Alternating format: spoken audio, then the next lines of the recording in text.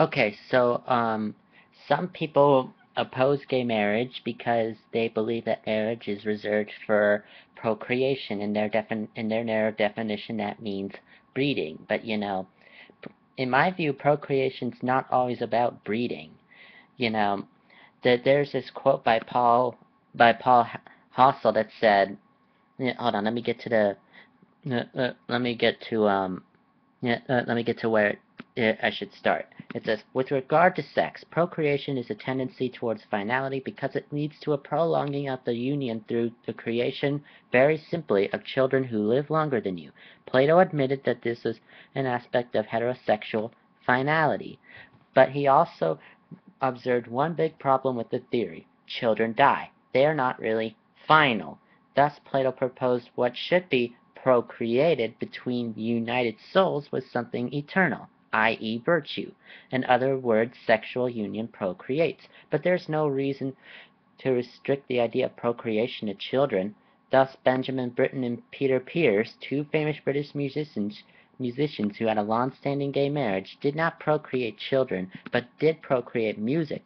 On a more quotidian level, my friendship with my lover makes me a better, more charitable person, well, just a little bit, than I would be otherwise.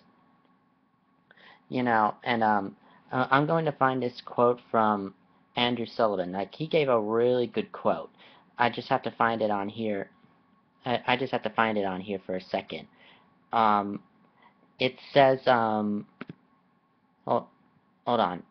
It says, with the, yeah, he in 1994 in the New Republic magazine, he said, with the sterile it said one is forced to ask what rational distinction can be made on the Church's own terms between the position of sterile people and that of homosexual people with regard to sexual relations and sacred union. If there is nothing morally wrong per se with the homosexual condition or with homosexual love and self-giving, then homosexuals are indeed analogous to those who, by blameless fate, cannot reproduce. With the sterile couple, it could be argued miracles might happen, but miracles by definition can happen to anyone.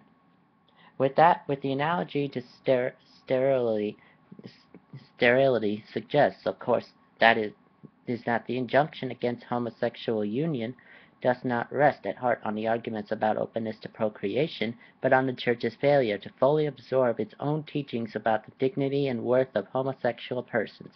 It cannot yet see them as sterile heterosexuals, people who, with respect to procreation, may suffer a clear limiting condition, but who nevertheless have a potential for real emotional and spiritual self-realization.